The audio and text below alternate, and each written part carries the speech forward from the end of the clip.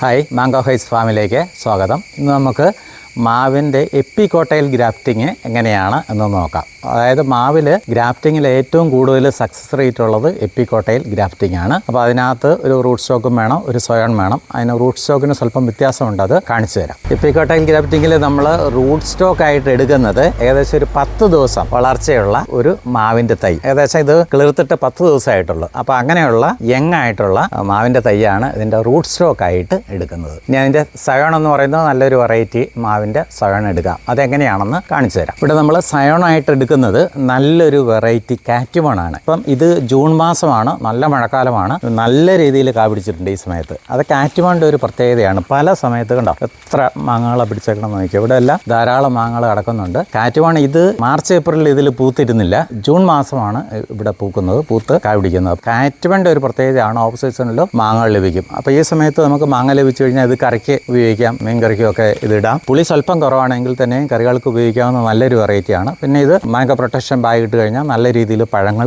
ലഭിക്കുകയും ചെയ്യും. ഏകദേശം ഒരു ജൂലൈ മാസം ആയിരിക്കും ഇതിൻ്റെ പഴങ്ങൾ ലഭിക്കുക. അത് കാറ്റുമോണിൻ്റെ ഒരു പ്രത്യേകതയാണ്, ധാരാളമായിട്ടുണ്ടാവും. ഓഫ് സീസണിൽ നമുക്ക് മാങ്ങ ലഭിക്കുകയും ചെയ്യും. അപ്പോൾ നമ്മളിവിടെ സയോണായിട്ട് ഉപയോഗിക്കുന്നത് കാറ്റുമോണാണ്. അതിൻ്റെ ഒരു സയോൺ കട്ട് ചെയ്യുന്നത് എങ്ങനെയാണെന്ന് കാണിക്കാം.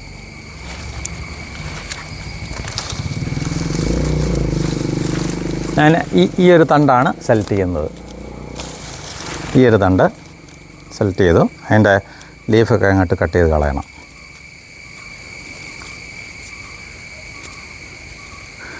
ഇതിൻ്റെ എപ്പിക്കോട്ടയിൽ ഗ്രാഫ്റ്റിംഗ് ആയതുകൊണ്ട് വണ്ണം കുറഞ്ഞ തണ്ടായിരിക്കും സെലക്ട് ചെയ്യേണ്ടത്. ഇല കംപ്ലീറ്റ് അങ്ങോട്ട് മുറിച്ച് കളയാം.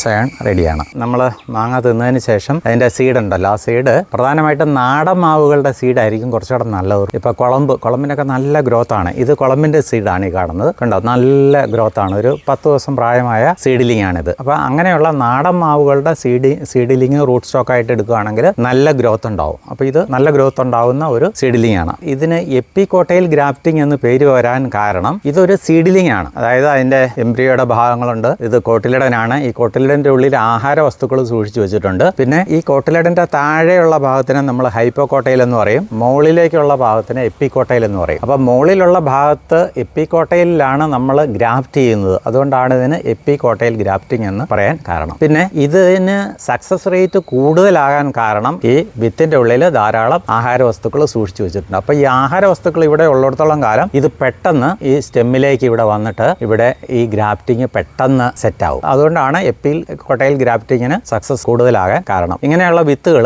നാടൻ മാങ്ങകളുടെ വിത്തുകൾ നമ്മൾ മണ്ണിൽ ഇങ്ങനെ ചെറുതായിട്ടൊന്ന് മണ്ണൊന്ന് ഇളക്കിയിട്ട് കുഴിച്ചിട്ടാൽ മതി. ഇങ്ങനെ അടുപ്പിച്ചങ്ങ് കുഴിച്ചിട്ട് വെച്ചേക്കുക. അപ്പോൾ അതിൽ ചിലത് മാത്രമേ നല്ല രീതിയിൽ കിളിർത്ത് വരികയുള്ളൂ, ചിലത് കിളിർത്ത് വരികയില്ല. അപ്പം നല്ലത് കിളിർത്ത് വരുന്നതിന് നമ്മളിങ്ങനെ പൊക്കി എടുത്തിട്ട് അതിൽ ഗ്രാഫ്റ്റ് ചെയ്യാം. ഇനി ഈ മാവിൻ്റെ വിത്തുകൾ 2 തരത്തിലുണ്ട്. ഒന്ന് പോളി എംബ്രിയോണിക്കും മറ്റൊന്ന് മോണോ എംബ്രിയോണിക്കും. ഇത് മോണോ എംബ്രിയോണിക് ആയിട്ടുള്ള ഒരു സീഡിലിംഗ് ആണ്. പോളി എംബ്രിയോണിക്കിലുള്ള പ്രശ്നം എന്താണെന്ന് വെച്ച് കഴിഞ്ഞാൽ ഇതിനകത്ത് ധാരാളം എംബ്രിയോ ഉണ്ട്. ഈ എംബ്രിയോ എല്ലാം കിളിർത്ത് വന്നിട്ട് 3-4 തൈകൾ ഉണ്ടാവും. ഈ കാണുന്ന വേരാണ്, ഇത് കിളിർത്ത് വരും. അപ്പോൾ കിളിർത്ത് വരുമ്പോൾ 3-4 തൈകൾ ഉണ്ടാകുമ്പോൾ അതിന് കരുത്ത് കുറവായിരിക്കും. അപ്പോൾ പോളി എംബ്രിയോണിക് സീഡിൽ നിന്നും ഉണ്ടാകുന്ന വിത്തുകളാണെങ്കിൽ, സീഡിലിംഗ് ആണെങ്കിൽ അതിന് കരുത്ത് കുറവായിരിക്കും. അതേസമയം മോണോ എംബ്രിയോണിക് ആണെങ്കിൽ ഇത് കംപ്ലീറ്റ് ഇതിൻ്റെ ഉള്ളിലുള്ള ആഹാരം മൊത്തം ഒരൊറ്റ സീഡിലിങ്ങിനായിരിക്കും കിട്ടുക. അതേസമയം ഇവിടെ ഈ കേസിൽ ഇത് പോളി എംബ്രിയോണിക് ആയതുകൊണ്ട് ഇതിൽ നിന്ന് ധാരാളം സീഡിലിംഗ് 3-4 അല്ലെങ്കിൽ 2-3 തൈകൾ ഉണ്ടായി വരും. അപ്പോൾ അതിന് കരുത്ത് കുറവായിരിക്കും. അങ്ങനെ ഒരു പ്രശ്നം ഈ പോളി എംബ്രിയോണിക് സീഡിനുണ്ട്. ഇതിൻ്റെ എംബ്രിയോകൾ ഒന്ന്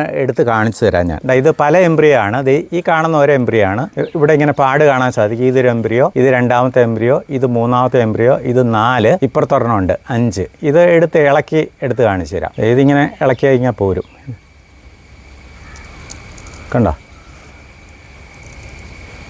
കണ്ടോ, ഇതൊരു എംബ്രിയോ ആണ്. അത് ഇവിടെ കിളിർക്കുന്ന കാണാൻ സാധിക്കും. ഇത് മറ്റൊരു എംബ്രിയോ ആണ്. കണ്ടോ, അത് ഇവിടെ കിളിർത്ത് വരുന്നത് കണ്ടോ.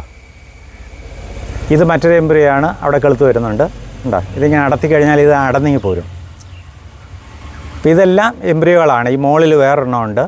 പല എംബ്രിയോകളാണ്. അപ്പോൾ പല എംബ്രിയോകളുള്ള ഇങ്ങനെയുള്ള വിത്തുകളെയാണ് നമ്മൾ പോളി എംബ്രിയോണിക് എന്ന് പറയുന്നത്. പോളി എംബ്രിയോണിക്കിന് അത് കിളിർത്ത് വന്നു കഴിഞ്ഞാൽ അതിന് മാതൃഗുണം കാണിക്കും. അതാണ് അതിൻ്റെ ഒരു പ്രത്യേകത. പക്ഷേ നമ്മൾ ഗ്രാഫ്റ്റിംഗ് പർപ്പസിന് വേണ്ടിയിട്ട് പോളി എംബ്രിയോണിക് ഉപയോഗിക്കുമ്പോൾ അതിൻ്റെ തൈകൾക്ക്, എല്ലാത്തിനുമില്ല, ചില തൈകൾക്ക് കരുത്ത് കുറവായിരിക്കും. അത് പ്രത്യേകം ശ്രദ്ധിക്കുക. അപ്പോൾ നമ്മൾ കഴിയാവുന്നതും മോണോ എംബ്രിയോണിക് ആയിട്ടുള്ള ഒരു മാങ്ങയുടെ വിത്ത് എടുത്തിട്ട് ഇതുപോലെ ഒറ്റ തൈ, സിംഗിൾ ആയിട്ട് വളരുന്ന തൈയിലാണ് നമ്മൾ ഈ എപ്പികോട്ടയിൽ ഗ്രാഫ്റ്റിംഗ് ചെയ്യേണ്ടത്. ഇനി ഇങ്ങനെ പറിച്ചെടുത്ത ഈ മാവിൻ്റെ മുകൾ ഭാഗം നമ്മൾ നേരത്തെ കാണിച്ച പോലെ ഇങ്ങനെ കട്ട് ചെയ്യുക. കട്ട് ചെയ്തു. ഇനി അതിൻ്റെ സയോൺ ഒന്ന് നല്ല രീതിയിൽ ഷാർപ്പൻ ചെയ്തെടുക്കുക.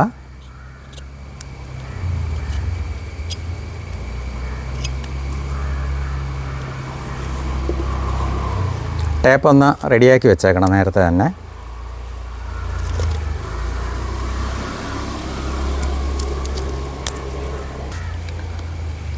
ഇത് ജസ്റ്റ് ഒന്ന് പുളർക്കുക.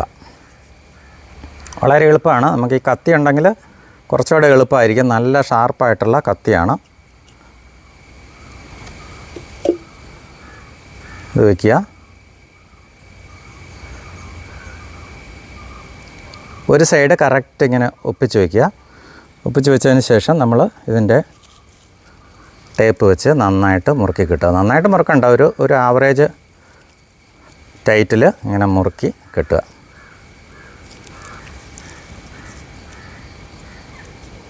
എന്നിട്ട് അതൊന്ന് കെട്ടുക. അഴിഞ്ഞു പോകാതെ ഈ പ്ലാസ്റ്റിക് ഒന്ന് കെട്ടുക, മുറുക്കി കെട്ടുക. അപ്പോൾ ഇതിനകത്ത് കുഴിച്ചിട്ടാൽ മതി. ഇപ്പോൾ ഇതിനകത്ത് ആഹാരവസ്തുക്കളുള്ളതുകൊണ്ട് ഇത് പെട്ടെന്ന് പിടിക്കും. ഗ്രാഫ്റ്റ് പെട്ടെന്ന് പിടിക്കുകയും ചെയ്യും. ഇത് നല്ല രീതിയിൽ വളരുകയും ചെയ്യും. നമ്മൾ ഒരു വർഷം അല്ലെങ്കിൽ 2 വർഷം, 1 വർഷം പ്രായമായ തൈയിൽ ഗ്രാഫ്റ്റ് ചെയ്യുന്നതിനേക്കാളും പെട്ടെന്ന് തന്നെ ഇത് നല്ല രീതിയിൽ കിളിർത്ത് വരും. പിന്നെ ഈ വിത്തിൻ്റെ ഉള്ളിൽ ഇത് വളരാൻ ആവശ്യമായിട്ടുള്ള ഫുഡുണ്ട്. കൂടാതെ വേരുമുണ്ട്. വേരും അതിനാവശ്യത്തിനുള്ള ജലവും അതുപോലെ മിനറൽസും ന്യൂട്രിയൻസും എല്ലാം വലിച്ചെടുക്കും. ഇനി നമ്മൾ ഇവിടെ ജസ്റ്റ് ഗ്രോ ബാഗിൽ ഒരു ഹോളുണ്ടാക്കിയിട്ട് ഇത് നമുക്ക് ഉള്ളിലേക്ക് വെക്കാം. ആ വേര് പൊട്ടാതെ അതിൻ്റെ അടി വരെയും ചെല്ലണം. അപ്പോൾ ഇങ്ങനെ ഒന്ന് താത്തി ചെയ്തിട്ട് ജസ്റ്റ് ഇതിങ്ങനെ വയ്ക്കുക. ഉണ്ടോ? ഇങ്ങനെ ജസ്റ്റ് പ്രസ് ചെയ്തിട്ട് സ്വല്പം മണ്ണ് അതിൻ്റെ മുകളിലേക്ക് ഇട്ടാൽ മതി.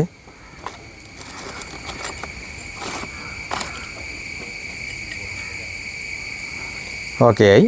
ഇനി നമുക്ക് ഒരു പ്ലാസ്റ്റിക് കവർ ഇടാം. പ്ലാസ്റ്റിക് കവർ ഇടുന്നത് ഒരു ഹ്യൂമിഡിറ്റി മെയിൻറ്റെയിൻ ചെയ്യാൻ വേണ്ടിയിട്ടാണ്. അതിൻ്റെ ഉള്ളിൽ ഹ്യൂമിഡിറ്റി കിട്ടുന്നതിന് വേണ്ടിയിട്ടാണ്. ഒന്ന് കട്ടണം.